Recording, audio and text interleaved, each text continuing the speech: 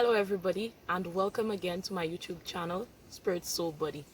Today I would like to talk about something that has been really on my mind for the past few days, and it's how aimless we seem to be. It's like we're sleepwalking through life, and especially as young people. And this is what I would like to discuss today. But before I even go ahead, I would like to share a bit about myself, my story, my journey with you guys.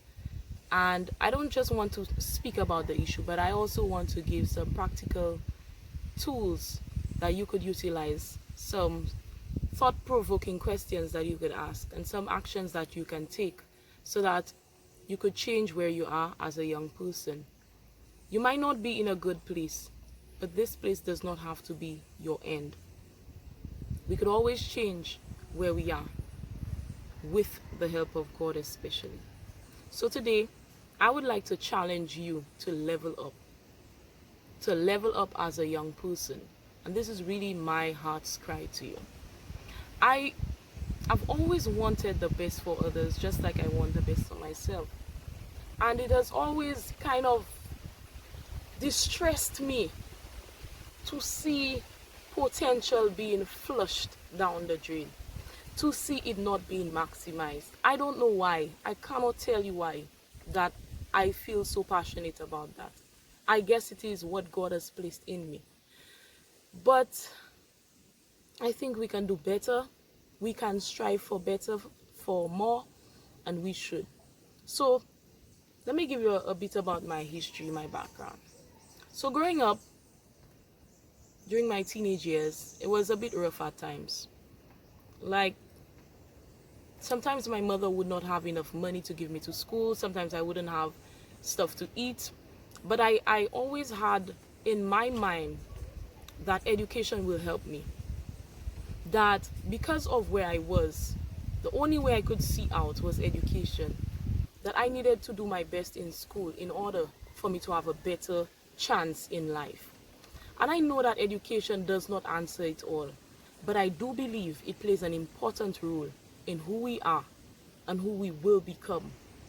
So in school, sometimes I had nothing to eat. Sometimes my friends would help me out, would give me stuff. We share stuff in secondary school. Sometimes I would not have bus fare, but I would go trusting that I would get to school. There must be a way. And I had a will, a desire to get to school, because school meant learning. Learning meant I would get maybe good grades. I could get my CXCs, and from there could be more options for me. So I did what I had to do. And I would hike to go to school sometimes. Sometimes, I mean, come on, you know about BC bus. I do it already. Everybody used to do it, but I did it because, not just because, but because I needed to do it. And I mean, of course I could have spoken to the driver. I wasn't even a Christian back then, but I did it because I wanted to get to school. And it was the hard, it is the hard truth. So I did that, guys. But at the end of it all, I did well in school because I put work in so that I could do well. And during summer and during Christmas times, I had summer jobs and Christmas jobs. And thankfully, I got a good one working in the marina with a friend of my father at some point, which really helped me out. And I think it really broadened my scope as well as to what was possible. Together with my mentors and my influences, positive influences, I think it shaped me in a better way. So right now I have my degree, but I always watch it as my CXCs were my greatest accomplishment. And the reason for that is because of the hardship that I would have experienced before getting it. That things were not always easy, but through perseverance and hard work, we can achieve and we can attain, right? So the day I got my results, I was just like a joy. I mean, I was not happy about one subject, but a joy was in my heart knowing that it was worth it, that the BC bus paid, and the coming to school without money, without food, without bus fare, it still worked out. That even if it wasn't easy, but I had attained. And that was marvelous. And throughout Sa'afa, it was also difficult as well. My peers would know. They would understand and they would assist in whatever ways. And I did my part because I worked through Sa'afa as well. And I'm not telling you this because I want to make myself look better. But I'm telling you this so that you could understand that I understand the challenges that we go through in life. That things are not always easy and they are not always what they seem to be. But I want to encourage you and to tell you that that does not have to be your end. That you could change where you are in life. That hard work, that education, that perseverance, that working on yourself can help you become a better individual and can change your status in life. And I'm not talking about your social class, obviously, but your ability to earn, your ability to do better, your ability to have something that is yours. So that is the story that I am going to start, well, I started with. And one other story that I want to share is a story of a young man that I encountered who is from the community. And I spoke with him and I was asking him, you know, what is it that you would like to do? Is there a job that you want to do? What work are you looking for? Because I'm always in the habit of sharing whatever opportunities that I am aware of with others. Especially if I know, let's say if I know you want a scholarship for this and that, and I see, hey, that scholarship, but look at scholarship for whoever. So I'm sending it to you. If you want a job in the tourism industry and I see it, I will send it to you. That's my habit. I do that. So I was asking him really with the intention that if there is anything that I see that is up his alley, I could send it to him. But I was flabbergasted to learn from the young man, from his lips, from his mouth, for him to tell me that he was not looking for a job. I thought, what? I said, you don't want to work? He said, no. I said, so what you going to do? He said, nothing, I'm okay. And I'm asking him, so who feeds you? Who gives you money? So he says to me, his grandmother. And I'm saying, wow, so you are going to be like a parasite to your grandmother after she's already raised you for that period of time, and you are a young man. You have strength, you have potential, you have the ability to work and to help her, to help yourself, to help others, to help the community. And you are telling me you do not have a desire to work? Honestly, I think that distressed me. That whole day I was thinking about that. Like, how could a young person think like that? And if there's one superpower I would like to have, it's to change the mindsets of people. So having said that, I realized that this is the general attitude of several young people. And if this was not the attitude in this horrible coronavirus time, these hard times, that life would be different for a lot of them. But now, it's even worse. Because when it was sunny, they did not take advantage of the sun. And now that it's raining, they just can't bear it. We need to sow whilst we can sow so that we could reap at another time. We need to save whilst we can save so that at some point in time we could withdraw, knowing that we have a little buffer for rough seasons, rough times. Because it will not always be good, guys. And we cannot be living hand to mouth our whole lives. We need to put mechanisms in place to change where we are at so that we could better ourselves.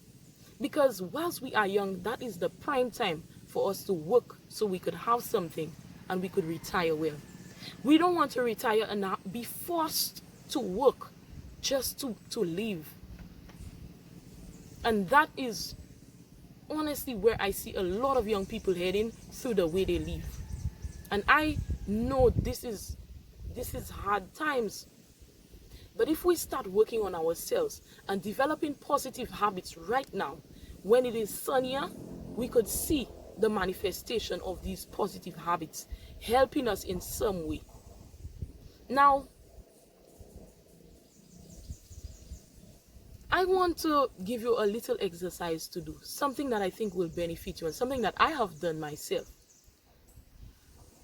Draw 2 columns, and on this one column, you could put a heading, what is no longer acceptable for me?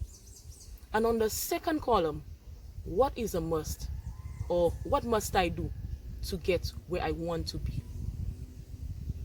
So for example, what is no longer acceptable? You could have playing video games for 5 hours, and it's not a job, it's just something you do, whilst I could be doing a little gardening and making some food for me and my family. What is no longer acceptable?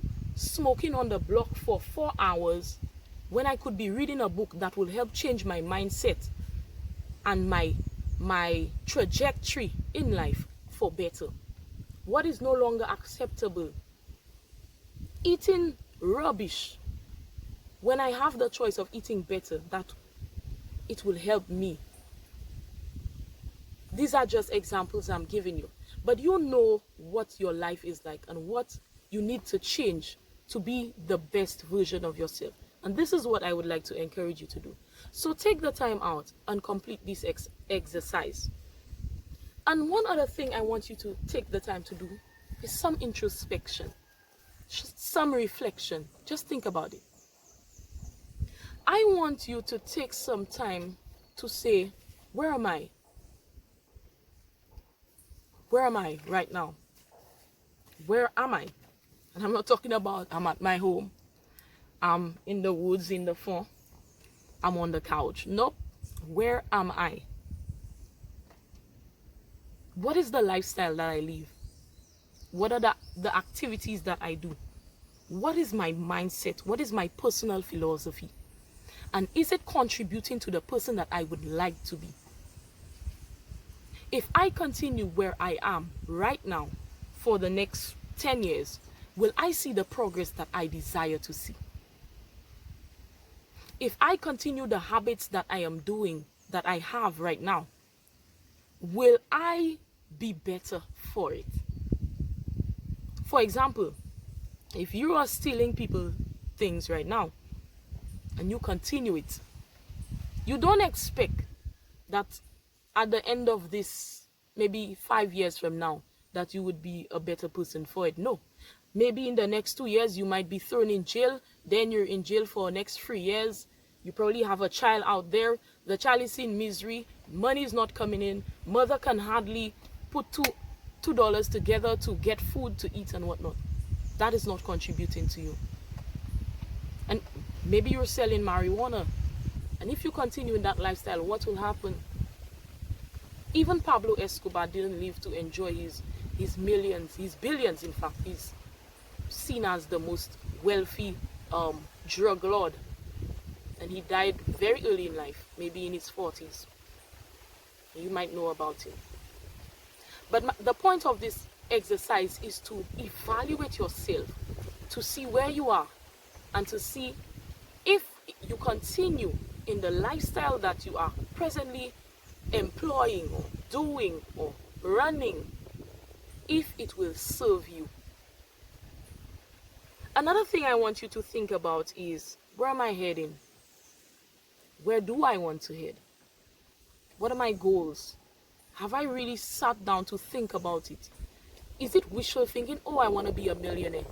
And you have no plans in place, no vision to really see your goals come to life. I was telling somebody during the week that, it would just be a fantasy to say, okay, I want this and that, and not really put work to it, not really plan it out, not really work hard at it. It's just a fantasy. It's a wish. It's wishful thinking. But if you put work to it, it will come to life. Some of the things, with the help of God, it will come to life.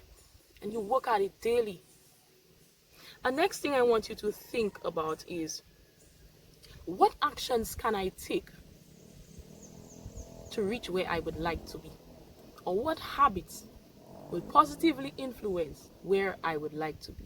So if, let's say, one of your goals is to be healthier, because maybe you have high blood pressure, or you have diabetes, or you probably don't have any of these debilitating conditions, but you're overweight. or you just know that your eating habits are not serving you, don't wait until you get diabetes to do the change, or to get high blood pressure, sorry, to do the change. Do it now that you are not even forced to be. So if you recognize that, make changes now that could help you. Find habits that contribute to your well-being. This is what I want to leave with you today. I know it's a little longer than my 2 previous videos, but this is not something that I could have just rushed through. This is not something that I could have just said and just it's done. No, it's a little longer, I know, but I hope that you took the time to watch this video, and maybe there was some theme in what I said, something that speaks to you, something that you would like me to speak on a little more. Please take the time to comment, take the time to tell me maybe one video that you think would be very helpful to you and to others. You could let me know. In fact, please let me know. I would be delighted. Yeah.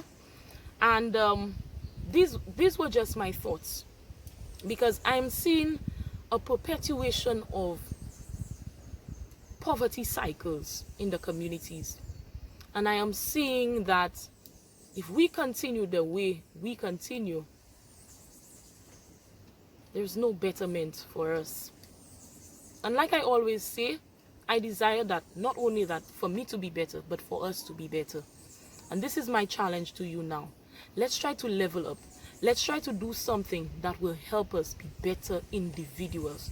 So if you like this video today, please press the like button, subscribe for more content, and please share it with others.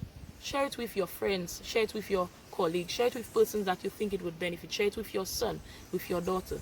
Please take the time to comment and let me know what you think. Really let me know what you think, guys. And this is it. I wish you all the best. I really do. And I pray, young people, that we all rise up together to be better individuals and to change the Human Development Index for St. Lucia, that we will be a better crop of young people. So, having said all of that, please, guys, take care. Like I said, all the best. Adios.